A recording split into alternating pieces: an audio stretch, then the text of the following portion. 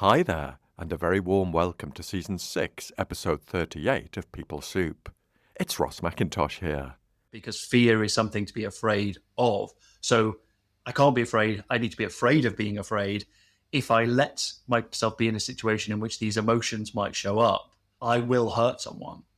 So she clearly loves Anna, wants to be connected with her, but she sees her duty. She sees what it means to love Anna being to keep the door closed, to shut off, to isolate, and to protect others from herself. Pea Soupers! In this episode, we welcome the return of Dr. Ben Askew, and this is our two-part festive special, where we delve into the challenges of behaviour change using the film Frozen. You'll hear us analyse Elsa's fear-driven isolation and Anna's craving for connection, highlighting both rigid and naive approaches to love and relationships. Throughout the conversation, we draw parallels to real-life leadership and workplace challenges and the importance of understanding and flexibility. There is some of my singing involved in this episode, which I added in post-production. Those who appreciate a fine set of pipes might want to skip those bits.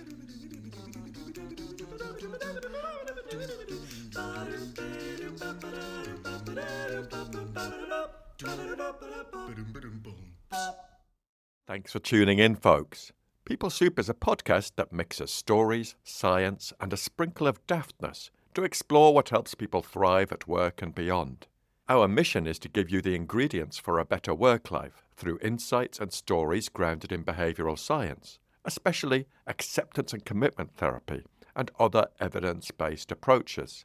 Before we go on, let's take a quick scoot over to the news desk. I'm presenting 2 courses next year in collaboration with Joe Oliver and the team at Contextual Consulting. The first is called Building Better Teams, where I'll present a practitioner approach to pro-social and act-based collaboration in a 3-hour workshop.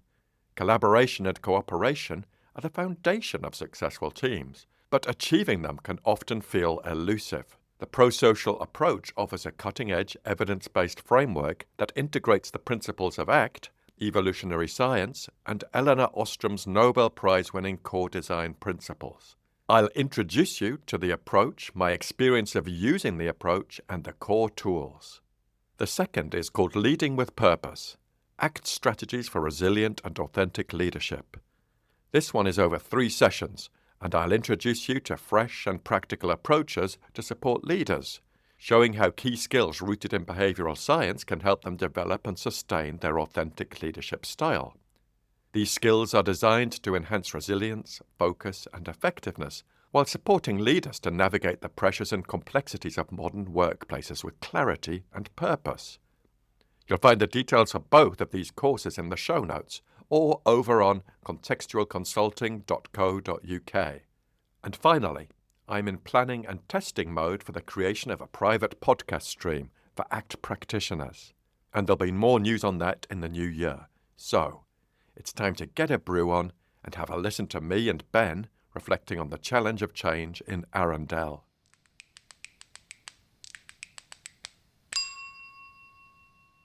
Ben Askew, friend of the show, welcome back to People Soup. Hi, thanks very much for having me back on. It's really nice to be here. I wonder, Ben, if you wouldn't mind just introducing yourself to the Pea Soupers. They've probably met you before in your previous episodes, but just in case.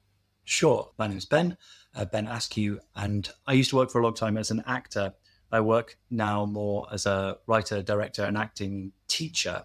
And for the last few years, I've been running this project called Act for Acting, which is looking at the processes of acting and actor training kind of through the lens of ACT for a few reasons, to see what ACT and this idea of psychological flexibility can bring to actors on a human level, kind of navigating their lives and careers, but also how we can use the principles and the frameworks of ACT, tools like the ACT matrix, to look at characters and texts and how we unpack those, and to look at the actual processes of acting in the rehearsal room and see what ACT can teach us there. So that's my work and my practice now is doing all of the acting stuff, but through an act prism.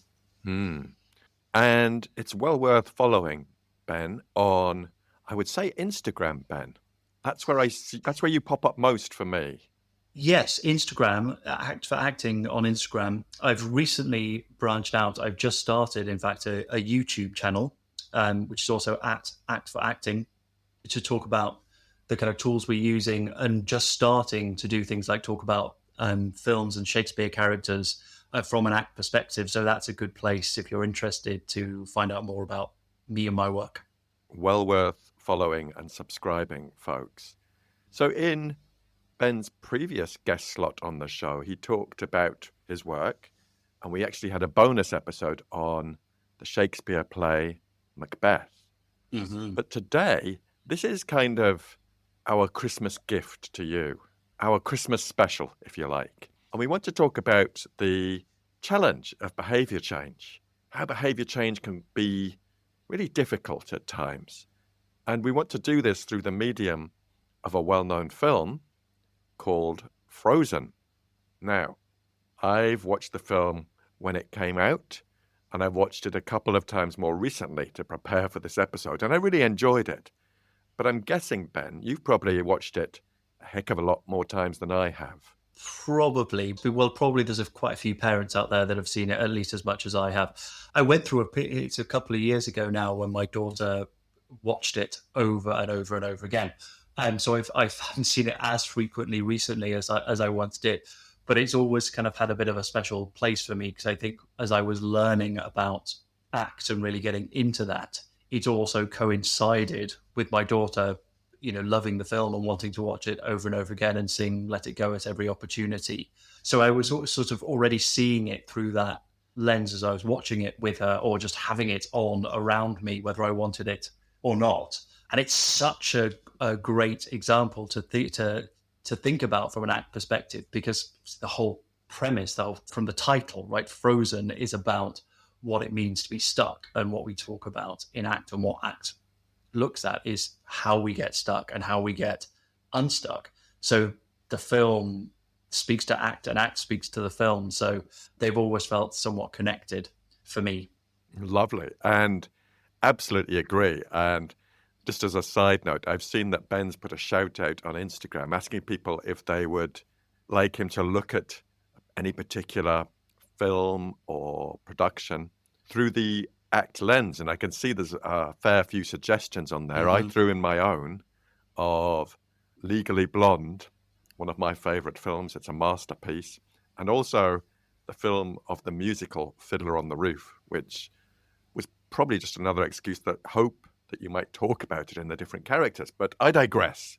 You can see on Ben's social media if they ever come under the microscope of his scrutiny. But let's dive into Frozen. We've kind of planned this around different scenes. And the first scene we've got is, I've printed off some lyrics, Ben, by the way.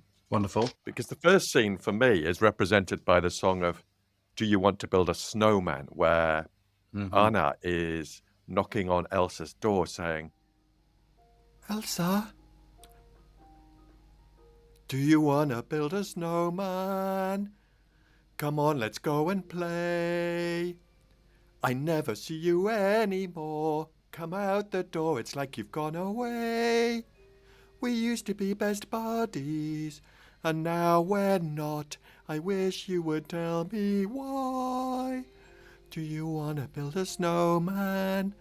It doesn't have to be a snowman. Go away, Anna. Okay, bye. So, how would we interpret this scene? Elsa seems to be isolating herself. Yeah, I think, and obviously, if memory serves, I think it does. The song kind of spans a kind of montage of their childhood, and what we see is Elsa continually isolating, as you say, not opening the door, not going and building the snowman. Much as we can see from her that she would like to do that, but what seems to be going on here is that Elsa has built up a set of very rigid rules and ideas about herself, and rules for how she should respond to that. that she's taken from her parents, what they said to her, from what the trolls said to her as well, from the kind of experience that she had of hurting Anna when they were playing through not being able to control her magic powers. And so she's got all of these rules that are about conceal, don't feel, don't let it show, keep the door closed. And why? Because I am dangerous and my powers are dangerous and my emotions are dangerous, right? I can't, if I feel that I will hurt someone. And particularly, there's this great line that she's given by the trolls, who seem all sort of warm and fuzzy, but they give her a real humdinger of a rigid idea to get stuck on, which is, if I'm quoting correctly, it's something along the lines of fear will be your enemy, which, when we think about it from an act point of view, is not the most flexible thing, because what it leads to is not only dealing with fear, but dealing with the fear of fear, because fear is something to be afraid of. So I can't be afraid. I need to be afraid of being afraid. If I let myself be in a situation in which these emotions might show up, I will hurt someone.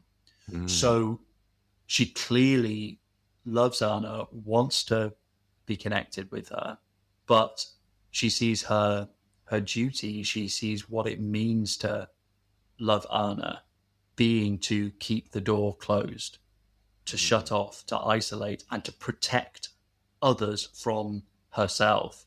And that's a pretty sticky situation to find yourself if you're, we talk about being hooked or fused with that from an act point of view, fused with all of those ideas, unable to separate from them. And if you take all of that stuff as just true, that is the case, what else can you do? There is no possible other response if all that stuff is true, right? Apart from to stay behind that door. We can all relate that, or we can all find ourselves in those traps, right? Particularly when we've had those kind of painful experiences, when we've been told or developed those rules that say, well, this is how to stop that bad stuff from happening. And it means you stay at home, you stay behind the door.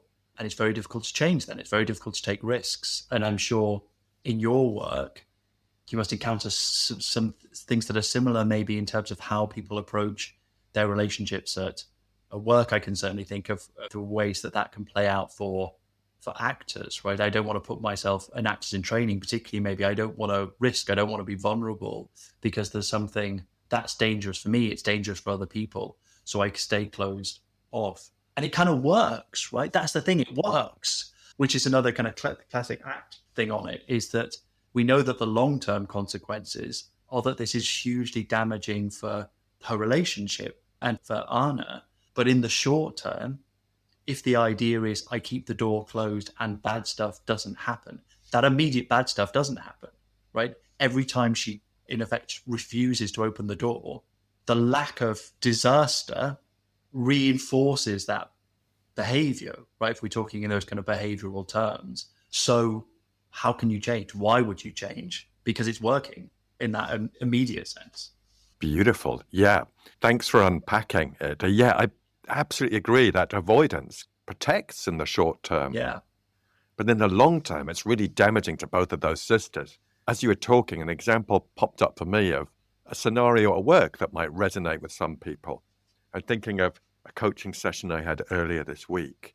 And a senior leader was saying they're not always sharing their thoughts or their perspectives in meetings. And it's kind of become so embedded that they're more or less mute in the meetings. And it's not how they want to be. They're quite frustrated, but they've just really attached to this rule that, crikey, because they're quite new to this senior leadership team. And they're feeling that if they speak up, maybe it's not that safe a place. People might think they're an idiot. People might poo-poo their ideas. And to protect themselves, they're more or less becoming a silent member of that meeting when they've got lots to give. So in the short term, it is that protection. It's closing the door. But in the longer term, it's damaging to them, their reputation. They're depriving other people around that table of their insights, their wisdom, their perspectives. And it's tricky, but it shows how easily this can happen to us at work. And I'm sure listeners will think of other examples of maybe in the workplace or just in life in general of how this can be a rule that becomes quite compelling and rigid. Absolutely. I think it's interesting too, isn't it? And obviously, you started quoting Anna, what Anna sings, and it's interesting to look at the other side of the door, I suppose, and think about what's going on for Anna here as well, because strangely there's some rigidity there too, right? Certainly, there's some stuff that's not working in a sense, because I mean, she's there offering to connect, to build a snowman over and over again. And there's a real, it's beautiful values based behavior in one sense, because she is her values are to connect, to love her sister, to look for that sense of play and togetherness through building a snowman, riding our bikes around the halls and all of that stuff. So in a sense, there is perhaps just, it's inherently valuable, meaningful for her to keep on making the offer, perhaps. But at the same time, there's an interesting question of going, well, is it working? Is it workable?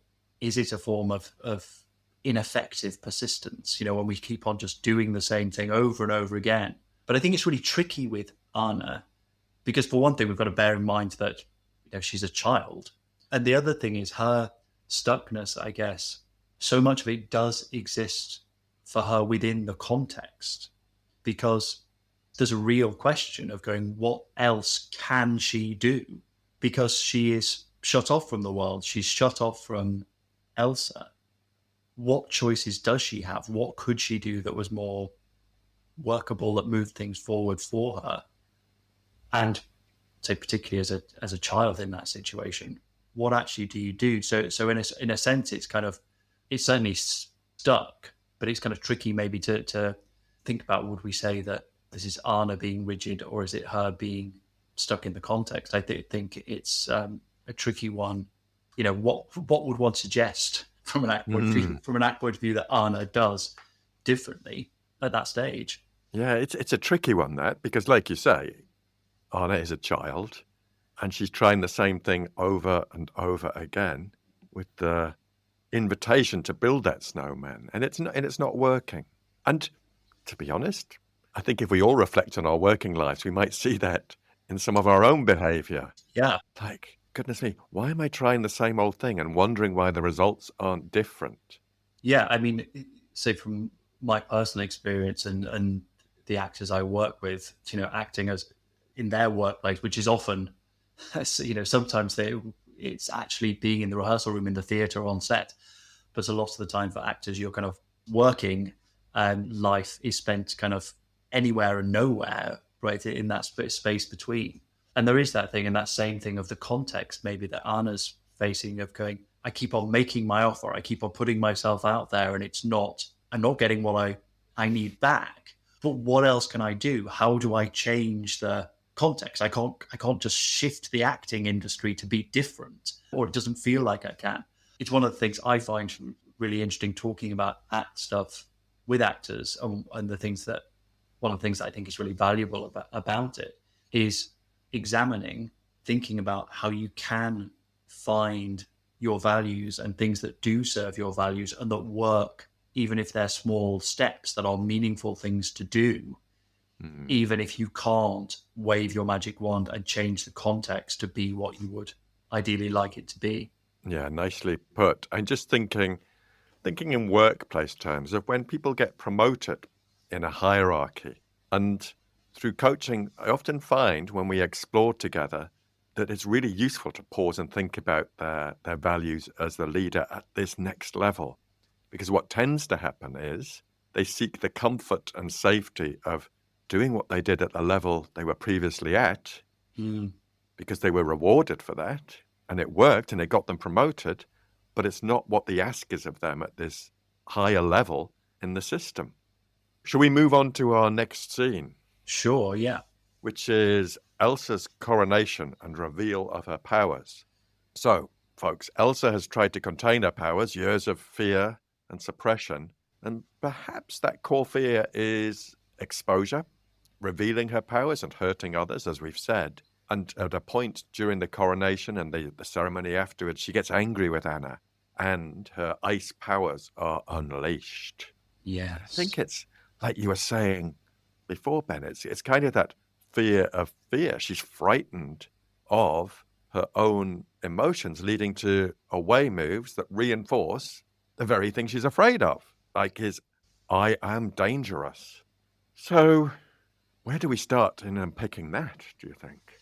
Well, it's interesting because these years have passed and now Elsa has come of age. She's going to take on this role of being queen now. And as we've said, and as you pointed out, this we've had years of these rules being reinforced, following these things, keep on, conceal, don't feel, wear your gloves, all of that kind of stuff. And most importantly, shut the door to Anna, shut the doors of the palace to keep everyone safe from me. These years of concealing and not feeling and keeping the door closed to Anna and the doors of the palace, the gates of the palace closed as well. But now there's this big shift in the context.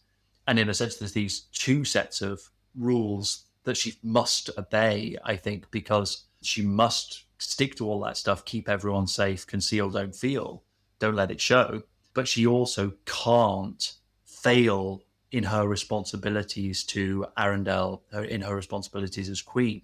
So the gates are going to be opened.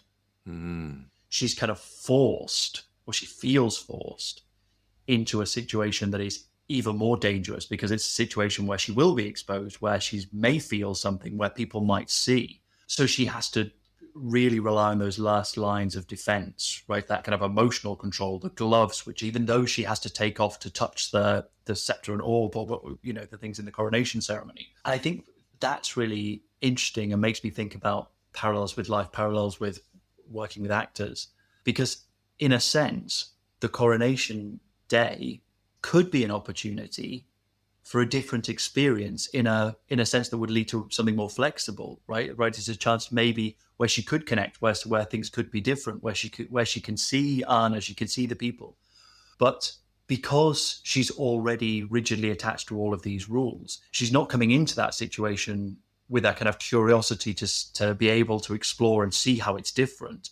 She's coming into it going, right, I have to be really, really controlled and making sure that nothing goes wrong, which makes me think, sometimes, and I'm sure it's the same with some of the settings in which you do your work as well, but where you think, oh, maybe this actor's finding it difficult, it's a bit closed off, doesn't want to take any risks. And now we're doing this exercise, or it's this situation where there's loads of opportunity to explore different things and be a lot more free. And actually, sometimes the pressure of that, what it makes you do is close down even more. And then the fear shows up, and then the fear of the fear shows up. And Anna makes Elsa feel that just connecting with her makes her feel we see those flashes of that kind of letting herself experience that sisterly love and connection. And then with Anna's announcement that she's found Hans, who we're probably going to talk about more in a sec as well, and wants to marry him, this is dangerous. And I'm not in control, and I don't know what to feel about this. And as you say, what happens is that the fear of the fear shows up, the fear of exposure shows up and feeds itself to the extent that she has to, in her mind, has to push away now because this is getting too dangerous. And what happens is her powers shoot out in a violent, uncontrolled, dangerous way. And it's that classic thing, right, of that tight, aversive control is what leads to exactly the behavior that she's been frightened of, that she's been trying to avoid, because she uses that behavior to push Anna away. And it's just more confirmation, if it were needed, to go, see, I am as every bit as dangerous as I thought I was. And in all kinds of situations, that can happen to us, right? We get backed into that corner, show the side of ourselves that we're so afraid of showing, and it just proves to us, if I put myself in a vulnerable situation, everything that I predict will happen happens. I need to be even more determined to stick to those same rules and not shift from them, or to do something drastic, which again we'll get to in terms of how Elsa does respond to what happens there. We're seeing all of that that stuff from Do You Want to Build a Snowman playing out in a way that I suppose from an act point of view, feels almost inevitable. If you're not going to disrupt these stuck patterns, we can see it coming, right? Yeah, absolutely. Thanks so much for unpacking that, Ben. The way you do it is really illuminating and thought-provoking for me because I'm thinking about the workplace and working with leaders, and it really emphasizes to me why leaders need to have support when they get promoted or just generally, because they need to do that inner work on their exploration of maybe the stories and the rules that they have that govern how they're showing up. And more importantly, perhaps what they're role modeling to everyone around them. Because I say so often to leaders, you're on the organizational catwalk. People are looking at you for behavioral cues on how they should respond, how they should cope with crises. And it's a great moment for you to, as best you can, demonstrate how you'd like this to be. And if you're really cold and closed off and fearful, it's likely that there could be an outburst when the going gets tough. And if there's anything we know about leadership in the workplace right now, the going is tough. So for leaders to really reflect on this inner work, cultivate their behavioral repertoire and build their emotional intelligence and reflect on how they're likely to show up in different scenarios, that's work that's so valuable. And it's not work to do when you're in the midst of a crisis, although it can be. It's work to do perhaps when the sea is calmer, and the preparatory work for that is really important and beneficial, and it's often neglected in my experience. Yeah, it makes me think a little bit in terms of my own experience, and particularly in that kind of shift of role that you were talking about in terms of shifting towards that kind of leadership role, which I guess for me, I'm thinking about the sort of very early experiences of shifting into being a teacher or a director in a room rather than, one of a company of actors, and particularly someone coming into that feeling, young and inexperienced, and as though there's this big expectation that you have to know everything and have all the right answers. So this fear of being shown up or exposed, the classic sort of imposter syndrome, right? If I mustn't be exposed as inadequate or not able to do it. And what that can lead you to is this very sort of defensive, tightly controlled, this is what I will talk about, and I will know everything that is there. Because if I don't know everything in advance, then I'll end up stuck and I'll look stupid. And I guess in a similar way to Elsa, and I could probably think of some examples of that happening, of going, stuff does happen.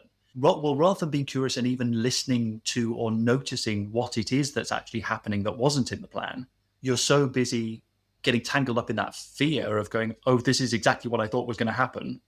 Then what happens next? You have no idea how to deal with the situation because you haven't really even been paying attention to it.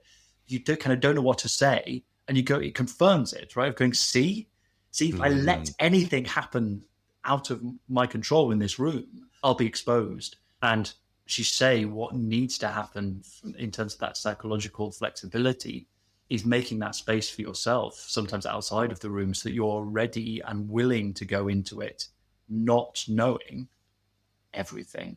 But the temptation is to control, which is no good in any workplace, but it's certainly no good in a room where you're trying to be creative and encourage other people to be creative. Thank you, because I see this in leaders sometimes who feel that they need to understand the detail of all the people who report to them, what they do and their specialities, perhaps their professions. They feel that the way forward is to almost get a really clear insight into the profession of, I don't know, finance, auditing, HR, rather than showing that trust and reliance on them. Ben, I'm going to move us on to our next scene, which is one of my favorites because I really like the song. And the song is, okay, can I just say something crazy? I love crazy. All my life has been a series of doors in my face. And then suddenly I bumped into you. I was thinking the same thing, 'cause I've been searching my whole life to find my own place. And maybe it's the party talking or the chocolate fondue, 'cause with you I've found my place, and it's nothing like I've ever known before. Love is an open door. Love is an open door. Love is an open door with you, with you, with you. Love is an open door. So, maybe for those who haven't seen the film or are a bit rusty, if I get this right, Ben, Anna is at the coronation and she's approached by this handsome dude, a Mm-hmm. prince no less, and it seems like it's love at first sight. They discover things to bond over, like chocolate fondue and finishing each other's sentences or sandwiches. And I have to say, it's a cracking song. But is it telling us, do you think, about Anna's craving for connection and love? She's been banging on that other door for so long. She's Yeah. been shut up by Elsa. Poor girls, their parents have died. The castle's closed. What a context to be in. So she's perhaps just grasping at this show of kindness and love. Yeah. I mean, yes, absolutely. I think, as you say, the coronation seems to represent something very different for Anna from the off, right? Because for Anna, this is all opportunity and freedom and permission, and she has her other song leading up to it of for the first time in forever, right? This it's all which speaks to this kind of history of deprivation, as essentially. And she's been dealing with all of this stuff of being closed off from the world. She obviously had the death of their parents. She's been shut out by Elsa. She's been closed off within the palace. So for her, she says, this series of doors in her face, but this is this constantly closed door. And there's an interesting thing here, I think, that what's been built up for her is this idea that a closed door equals a lack of love, right? A lack of connection, a lack of opportunity. And what that means is that if a closed door means no love, then an open door means love, right? Because it kind of they kind of work in opposition, and it makes sense. But we know, and spoilers for anyone that's there, that Prince Hans turns out not to be great news and not someone who is offering real love. And I think what's interesting from that kind of act point of view, and it's a slightly RFT kind of thing for people that want to delve into that, the relational frame theory of language and cognition underpinning act, that because if a closed door is no love, therefore it must be that an open door is love. It means that anything that's an open door must be the real deal, right? And in a sense, that's all that Hans has to come along and offer. He just goes, I am open. I am giving you the stuff. I am playing with you in a way that Elsa has not. And because it's kind of the opposite of the closed door, Anna sort of takes that to be that's what love is. But it doesn't necessarily have a great deal of substance to it. It certainly, from Hans's point of view, doesn't have a great deal of sincerity to it. And it's not a question of saying that's Anna's fault, because that it makes complete sense from the context and the experiences and the learning history that she has. But it reveals, I think, a naive, childlike idea of what love is, and an idea of love that makes her vulnerable, perhaps not in the best ways. And again, it makes me think doing the parallels to acting and actors, because actors are pretty used to a lot of closed doors, right? It's notoriously a profession that involves an awful lot of rejection, and that experience then of going, well, whoever opens the door, whoever praises, whoever gives me permission, whoever sort of says nice things to me, therefore must be everything that I want. That must be, and I must grasp that. I must take anything that's on offer because it's not being offered, can lead to being very vulnerable. It can lead to some not good outcomes. It's the opposite of where Elsa's coming from, of saying love is all about very rigid boundaries from Elsa's point of view, protection, keeping everything safe, not taking any risk. And Anna's view of love as revealed through Love is an Open Door is the opposite. It's a complete, in a sense, lack of boundaries. It's just go through wherever there's an opportunity to go, wherever anyone wants you, go there. And that can lead to some problems. But I think it's a wonderful thing from the point of view of the people making the film, that, you take Love as an Open Door as a statement in isolation and kind of go, well, fair enough. But within the context that they've created in the film, it is a brilliant and I think very insightful from a psychological point of view way of framing Anna's experience of love, because going, here's an open door, that must be love, that is what love is what Anna lives and goes into. And we kind of learn the consequences of that for her, and as the film develops. Absolutely. And yeah, I think it speaks to the power of the film as well, as you're saying. When we watch a film, when we read a book, we're kind of potentially reflecting on our own lives and our own behaviour when we immerse ourselves in this different world and thinking, oh, goodness me, how does that relate to how I handled that situation? And I think, as it speaks to me, I think it's the power of thinking about leaders, I guess. It's the power of the pause and thinking, are there internal rules at play here that might not be that workable for me? And that pause, which I think is a really powerful skill for leaders, is particularly in decision making, is have I taken into account different perspectives? And I think that's why it's useful for leaders to have trusted sounding boards, mentors, coaches, to support them in navigating the complexities of leadership life. Because the danger is, particularly in a turbulent time, they might be relying on a kind of old rule that resurfaces, and it might lead to decisions that aren't so wise.